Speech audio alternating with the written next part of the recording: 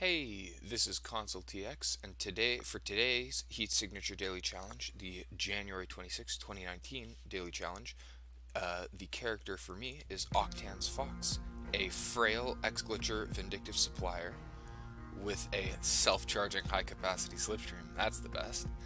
A Foundry Brick, which is a trap. Never use the Foundry Brick on the Daily Challenge. It's too slow, especially with the high-capacity slipstream.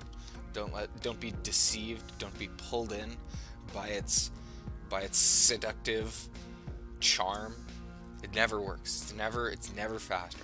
I've never had success with the Foundry Brick, and I'm always like, oh, what if I punched a hole there? What if I cut off the path of the person? Or if it's an assassination mission, what if I just killed them outright? Never works. Don't use the Foundry Brick. It's a trap. It's a trick. It's like, what's the other thing that I keep saying that I'm gonna do but I never do? It's not crate skipping. It's when we have a 3-use slipstream, and I choose to not use the first use of the slipstream on the first ship. It's like that's a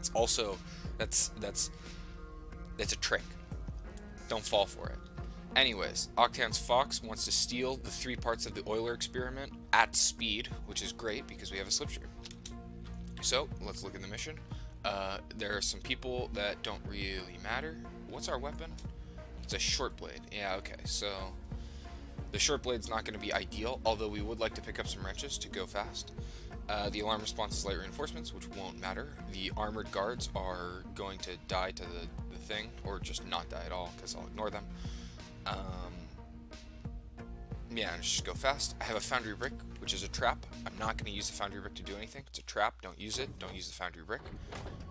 Alright, and the ship's going to the right. So, wait, it's a glitcher ship, so I want to be above it.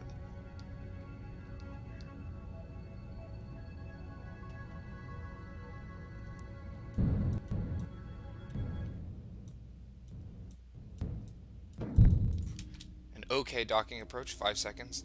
I've had worse docking approaches in my life. Running with the slipstream, I'm going to use throw mode, because in throw mode you can click to auto path, and then you can press the slow-mo key to move even though you're in throw mode, and that lets you maintain your momentum and also just lets you be really precise. Now I'm just gonna shank some people. Take those. I might as well hopefully kill this guy. Let's see if I can't get a bank shot with this. That probably won't work, but it's worth a shot. Just to get another wrench. Whoops, I hit autopath again. I'll throw this, and then I'll throw this too, because why not? Get the best angle I possibly can. I can always pick those up later. Ooh, there's an item being held by a human being there. There's a crate up there, but that's kind of out of the way.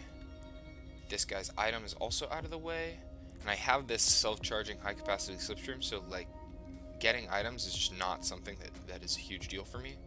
So I am going to opt to not get those items. Ooh, I did knock that guy out. Okay, so I'll take this short blade first. And then I'll get the wrench, because as I come through here, I'm going to clonk this guy with the wrench, activate the slipstream again. Might as well throw this short blade just to get another gun for free. Head down to the steel item.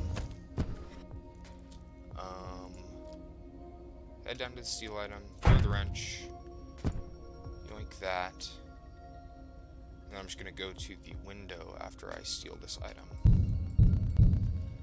I'm also going to stash all of this stuff. What's the Euler experiment? Just a beam of some sort. Okay, I could check what it is. Looks like it's a key cloner, so that's not useful to getting to the exit. That's not useful for getting to the exit. I'm gonna stash all this stuff. Whoops. Oh, that was foolish of me. Well, I missed a wrench by teleporting that key card just instinctively, since there was absolutely no value. Oh no, okay. My item thing came back. There's no value in teleporting the key card there, obviously, because I'm about to leave. Oh, I just knocked myself out. Okay. but I just did it out of habit, because it's one of those things. It's one of those things. You see a key card in the items to pick up, you should pick it up. So yeah, that was a straightforward mission. It's pretty quick. I don't think I missed any opportunities to melee at people. There were some moments where I like stood still for a moment, or didn't have my slipstream active for a moment, where I wasted like a tiny bit of time, but those don't really matter. I skipped 2 items. There's the item being held by the guy in the bottom left. Oh shoot, I didn't fix my window. Sorry about the black bar that was on the screen there for the first however many minutes of this video. Should be better now. Whoopsie daisies. But yeah, so I skipped the guy in the bottom left. I skipped the crate in the top there. I'm missing, like, I would like to have like key cloners or teleporters, things that let me steal items from guards from farther away. But as it stands, having a slipstream in your loadout is usually sufficient to do anything. And then I also have these wrenches, which will help me go faster by just hitting people and lunging to them. Which is, I mean, it's a sort of normal trick, but Reneko used it on one daily to save a few seconds, so I want to not forget about it. This ship, we have a bunch of chump guards and an irrelevant alarm response, and we're stealing an item. So again, I have the power to ram the ship with the foundry brick, but even if I do line it up right away and get the hit, it's still like 7 seconds to recover and then 7 seconds to dock at the hole I made. And in that time, I can dock in the airlock. Oh, I went too far. What a waste of time. Okay, I wasted 1 second. A no mistake docking speed would be 4 seconds, and then 5 seconds is like good enough, and then 6 seconds is eh. So I'm going to head down because that's where the level 1 keycard is. And the other thing I'm going to do is I am going to blast that guy with a gun. Oh wait, first I want to auto path down to that door, and then I want to blast the guy with the gun. And I want to not lose my momentum. So if I had not paused right away, then I would have ran at full speed into this door and it wouldn't have opened in time.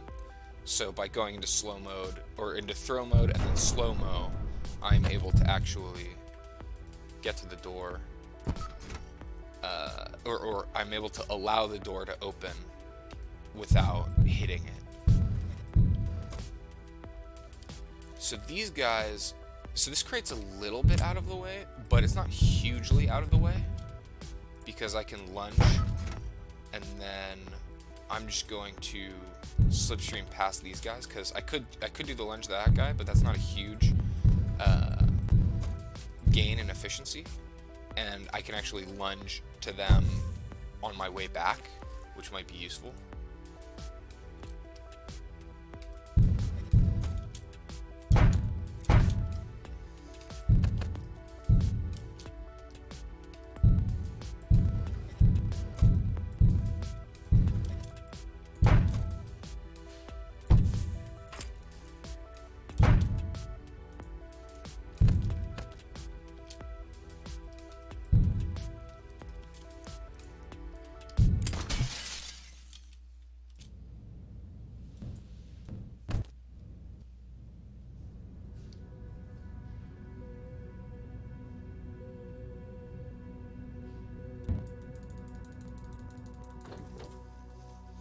So that was pretty good.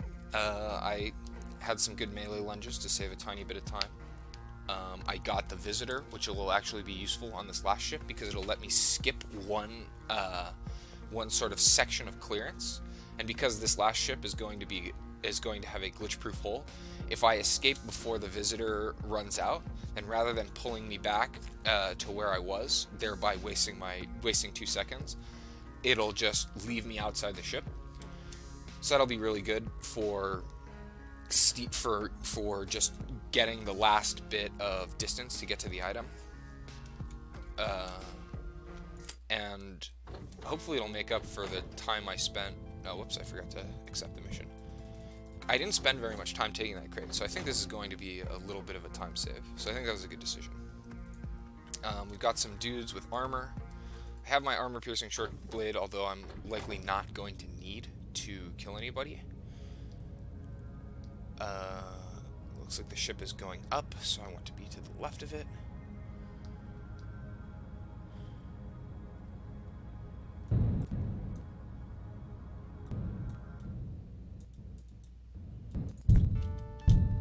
Oh, okay. I don't like this predator. Okay, so theoretically, the predator is not allowed to attack me in this area. I think it can't attack me in this tiny area, but I'm not actually sure. However, as long as the predator sees me, it's not allowed to attack me. Or it won't attack. It'll choose not to attack me. So, okay, it just teleported to the airlock, so that's fine. So now I want to... Well, I can just bop it with a wrench, right? Yeah. And then I am going to consider using that crash blade at some point. So I have the slipstream active. I want to lunge down, yoink the keycard, lunge over, and then run away. What's the fastest way to the steel item?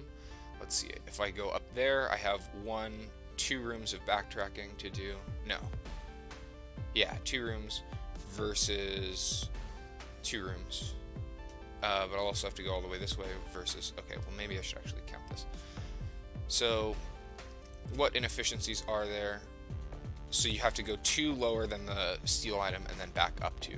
Whereas here, you have to go 1 up, you have to go 2 up and then back down, and you also have to go 2 over and then back left. So like what I mean by that is, ideally the path to the steel item would be as the bird flies, right? Or it'd be down and then like this. And so any requirement that takes you out of the ideal L path to the steel item is wasted movement. So by going down here, I'm going 1 below the steel item, 2 below the steel item, which means I need to go back up 2. Although actually everybody's gonna have to go up there. But regardless, here, this path, which gets me over to the right, takes me up away from the steel item. So there, I go up here and up here, which means I have to go back down and back down, which wastes time. And then this is the level that I'm on currently, so. And then I also have to do a little bit of backtracking here. You have to go up and then down. And then I've also gone too far to the right, so you have to go over and then you have to go left. So it's definitely faster to go down, even though you go a little bit further below the steel item. So that's the direction I'm going to take. Just to make sure that that's faster, I need to check the key cards. There's one there right on the path, and there's one there right on the path. So the key cards are also in easier spots. Like for here, the level 3 key card is far away. So the upper path is clearly slower. Although, no, the visitor reach is not very large. So one of the things to keep in mind is that I have the visitor, which lets me escape from the ship super fast. Oh, and this level 4 key card. Oh, it looks like these guys are going over there. But this level 4 key card was going to be out of the way of the steel item, but hopefully those guys will still be here by the time I get there. I have a slipstream, so I'm going to be there very quickly. Anyways, let's head out. So one of the things is level 2 is also in a terminal there, but it's definitely faster to run through the guys. And in fact, it's faster to hit them with wrenches. Yoink the key card. Might as well go down. And level 3 is also on this terminal, but I think it's going to be faster to steal level 3 from the guy over here. Steal the key card. Back. Okay. Let's activate the slipstream, run slightly, and then bop this guy. Okay, fine. I was hoping to get a little bit of a lunge to get past him, but the game wasn't cooperating because the guy that I hit was getting hit over and over again because he was like inside of me. So that's annoying, but whatever. And then I need level 4 clearance. So what I'm going to do is deactivate this sentry, yoink level 4 clearance, visit up just because that's... No, wait, that's not faster.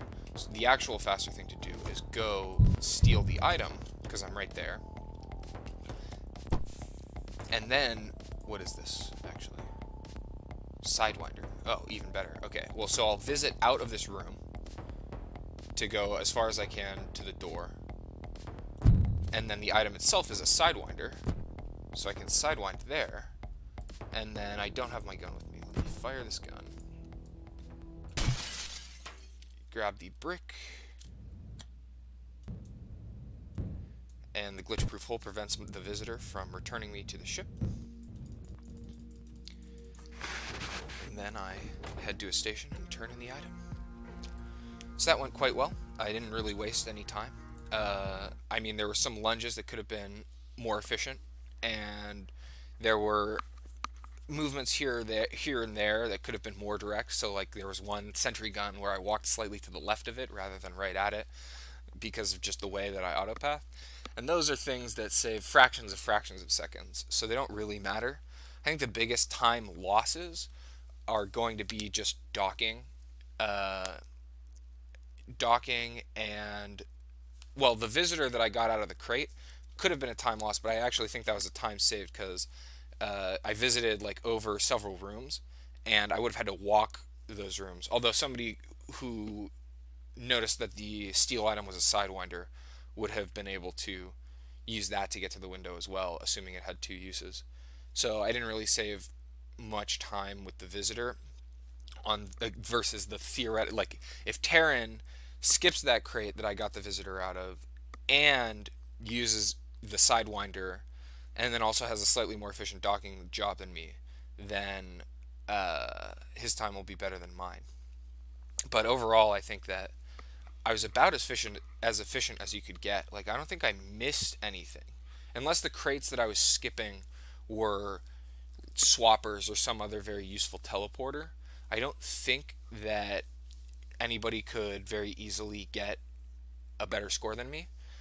I slipped through. I would slipstream, or I was slipstreaming through pretty much everything. I was even lunging with the melee, with my melee weapons to get that tiny extra boost. I wasn't 100% efficient with those lunges. There was the one guy who I hit multiple times, and I think there was a time where I wasn't using the slipstream like while I was lunging around dudes for a moment, and that is a little bit of inefficiency if you unpause the game for any amount of time, I think.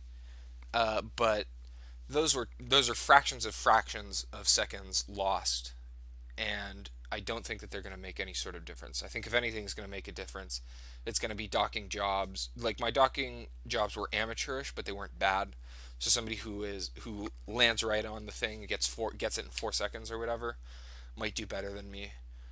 Because I had one that was 6 seconds and that sort of thing. And yeah, but I do think that this daily could come down to like single seconds, because you start with a self-charging high-capacity slipstream, the best item in the universe. Um, and so I think these things might make a tiny difference. These sort of like execution and precision related things. I think all of my decisions were the soundest decision available at any point.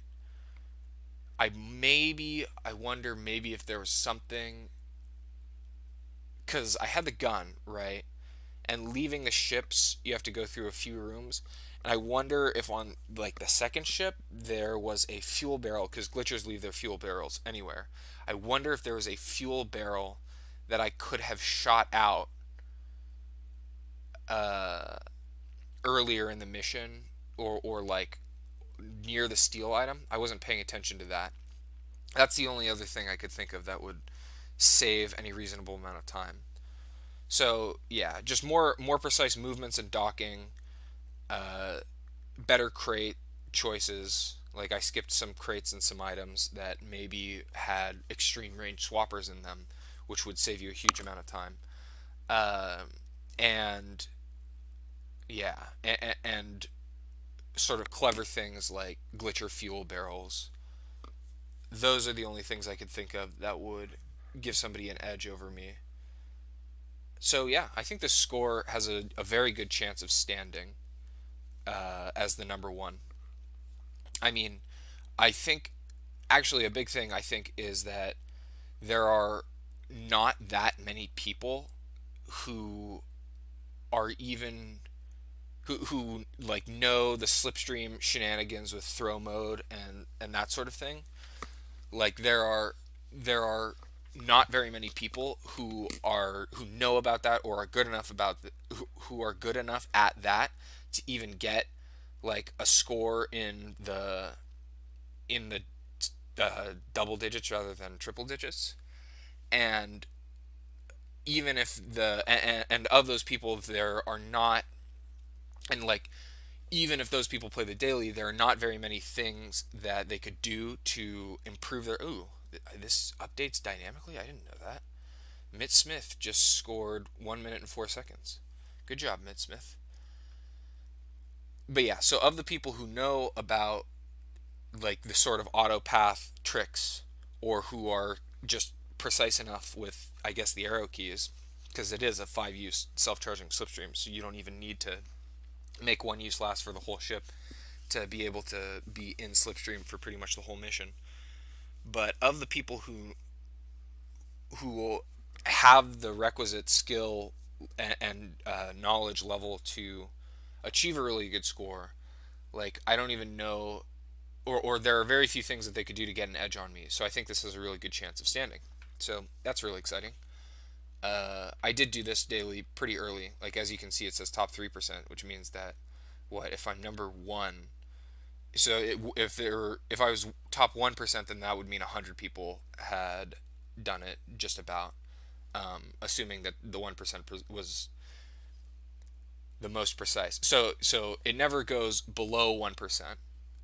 So it could be 0.5%, in which case there would be 200 people, but that would read as 1%.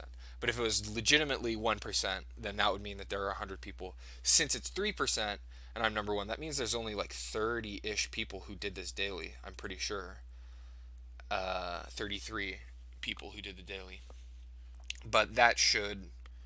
I did it, or I've done it an hour and 9 minutes after it unlocked, so that number will get bigger. There will be more people who are doing it. But I don't think I think there are like 7 people who know enough to be able to get a better score than me, and there are very few ways that they can get an edge on me. So I'm excited.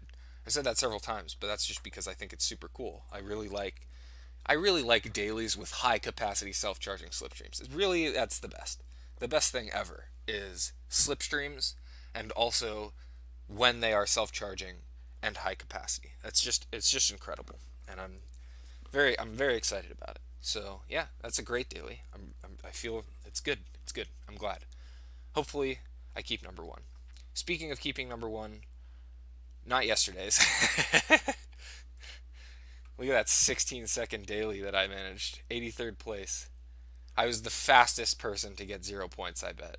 How do you look at nearby scores there? Oh, there were several people who also got 0 points as fast as me, but I was pretty impressively fast at getting 0 points. Um, but the daily before that, I got number one, which was good. That's great. Oh, Taryn got a penalty somewhere along the line. Yeah, it was a no harm daily, so that's a classic. Anybody can get a penalty on a no harm daily. I think Reneko, that was the one where Reneko shot at the guy and the guy just randomly sidestepped it, and then the shot just went down the corridor and there was a pilot at the end of the corridor. And it's just who like that's not something you think about normally, because you shoot the guy and you expect the guy to get shot. And so the vision of the world that you have doesn't even include the other things. It's just the guy and him getting shot. It's sort of like when you're using your computer, right? You don't think about all of the underlying garbage that's going on to make it work, you know, like the operating system and the power to your house. But when there's an error, that's when you're really interacting with the computer as the complicated whole that it is. You're like, "Oh no, this is a more complicated device than I thought it was, or than I was treating it as while it was working." And it's the same with heat signature is a microcosm of real life in that sense. It's sort of like this is a more complicated world that you abstract away because you only have so much attention that you can spend on things. And when the world when something that you weren't paying attention to suddenly becomes relevant, the world gets larger and you lose points because of the score penalty.